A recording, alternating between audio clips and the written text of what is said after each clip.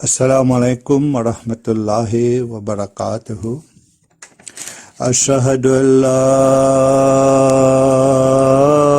ilaha illallah wahdahu la sharika lahu wa nashhadu anna Muhammadan عبده ورسوله أما بعد فأعوذ بالله من الشيطان الرجيم بسم الله الرحمن الرحيم الحمد لله رب العالمين الرحمن الرحيم مالك يوم الدين إياك نعبد وإياك نستعين اهدنا الصراط المستقيم صراط الذين أنعمت عليهم غير المغضوب عليهم ولا الضالين.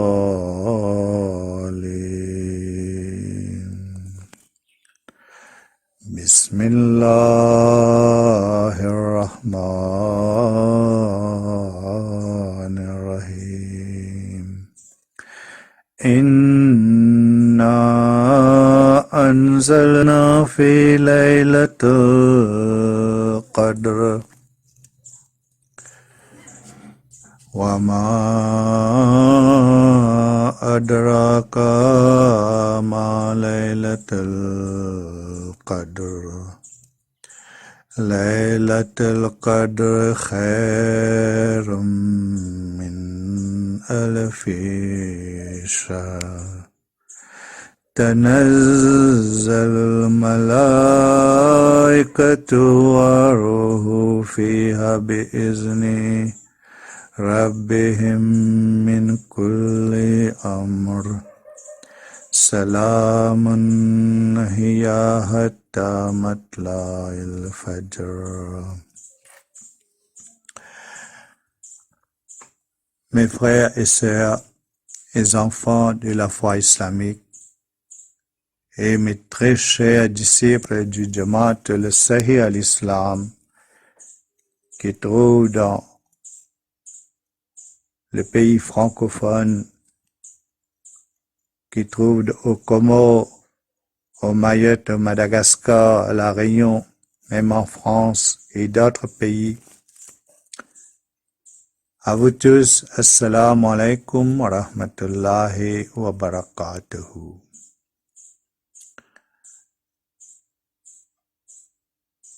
Comme vous avez entendu, le chapitre Surah Al-Qadr. Surah Al-Qadr,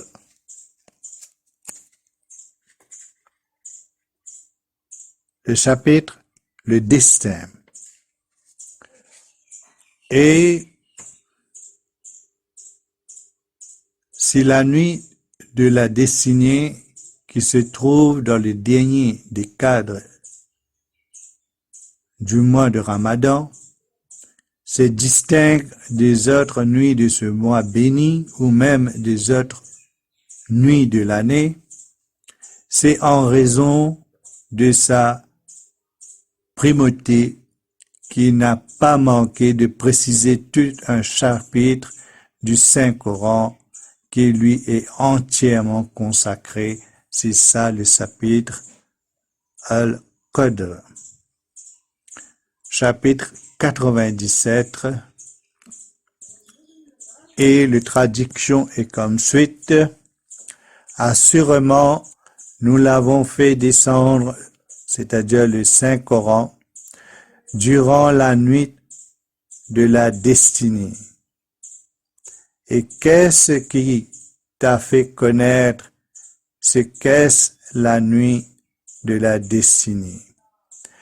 La nuit de la destinée est meilleure que 1000 mois. Durant ceux-ci, descendant les anges et l'Esprit par le commandement de leur Seigneur avec l'ordonnance divine concernant chaque chose. Tout est en paix jusqu'à l'apparition de l'aube.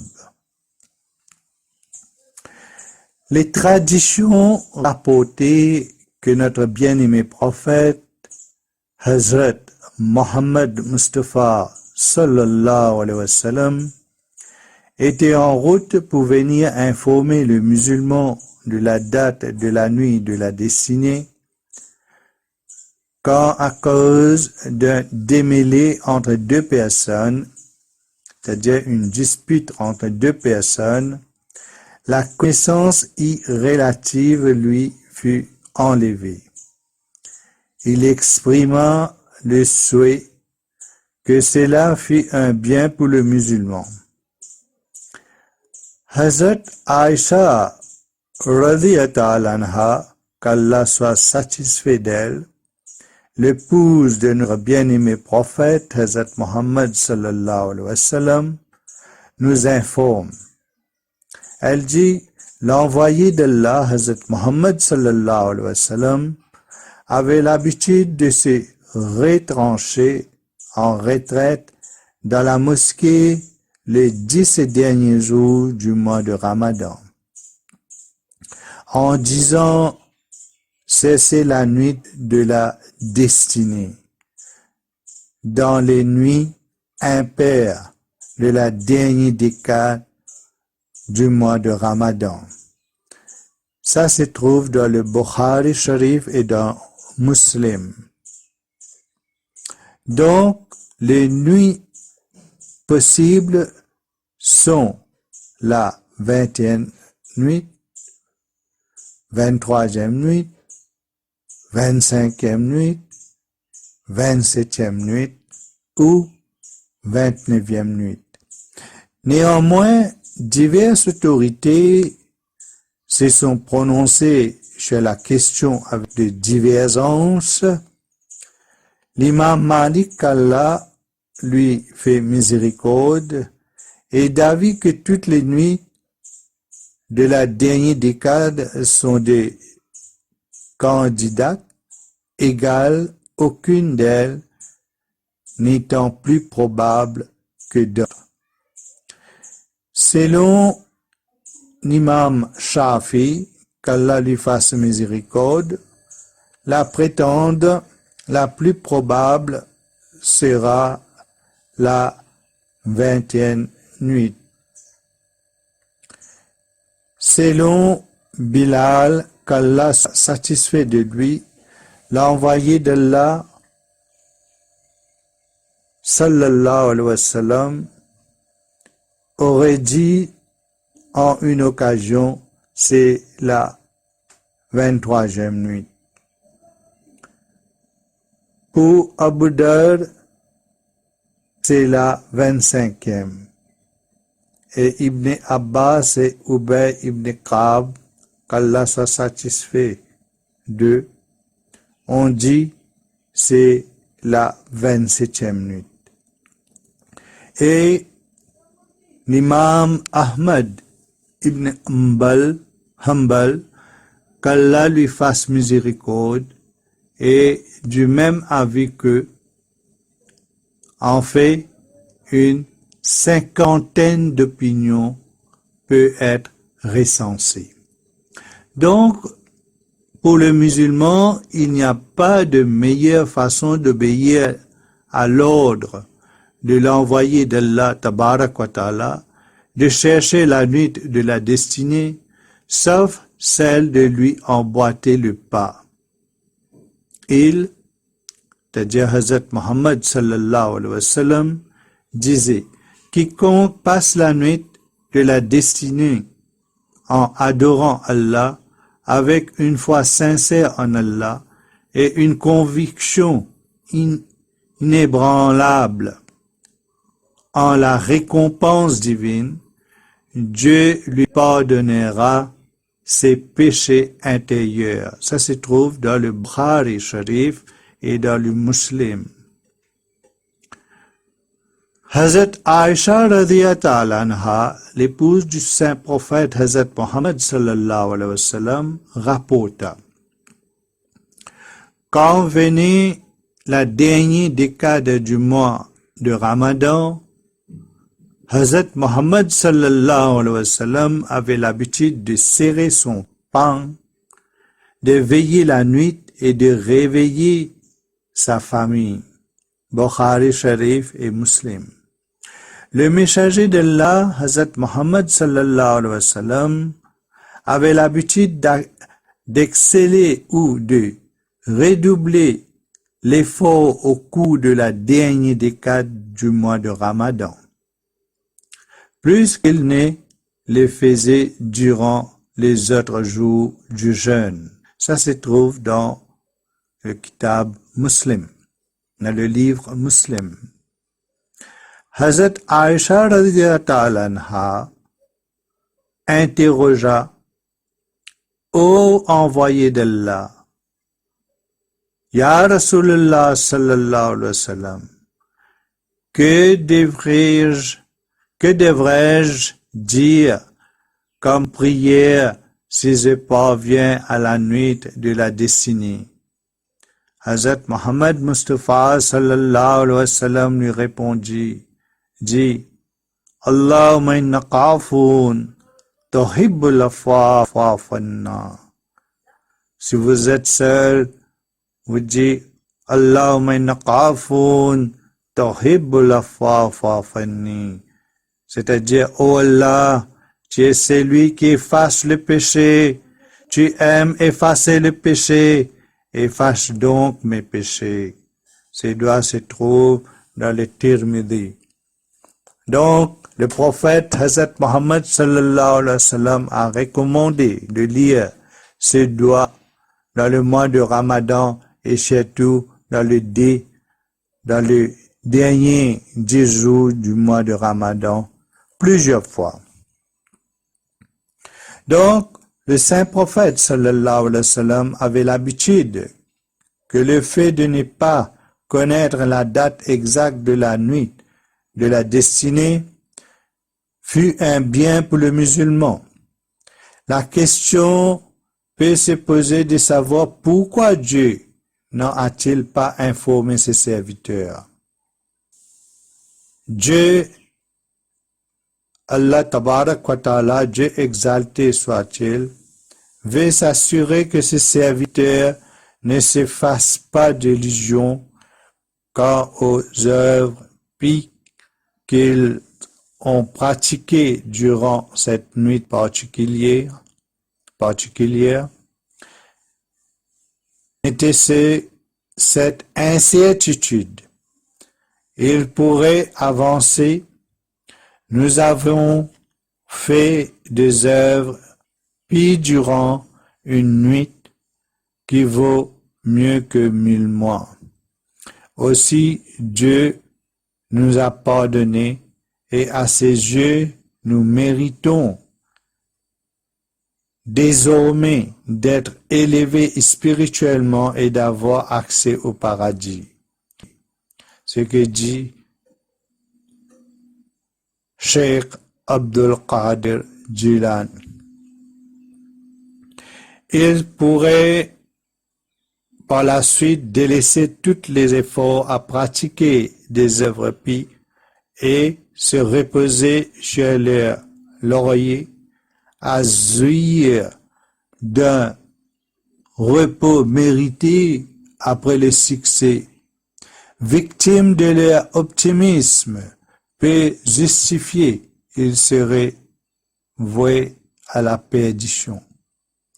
L'heure de la mort aussi est un secret qu'Allah ne divulgue pas, car s'il avait fait, quelqu'un aurait pu donner libre cours à ses désirs concupiscents, jouir de tous les plaisirs illicites que le monde peut offrir, et à l'approche de sa mort, se repentir, se dévouer entièrement à l'adoration de Dieu et se dire qu'il rencontrera la mort en repenti aux croyants pratiquants. À vrai dire, ce secret constituant un aiguillon qui agit en permanence pour pousser le serviteur de Dieu à pratiquer la piété, à se repentir constamment et à déployer des efforts incessants pour améliorer sa conduite. Selon un auteur anonyme, Allah Tabarak wa Ta'ala a caché 5 choses en 5 autres. Il a caché le premier, c'est-à-dire le plaisir d'Allah dans les actes d'obéissance.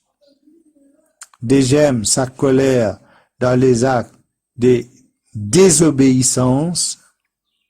Troisième, la prière du milieu. As-salat al-Husta. Parmi les autres prières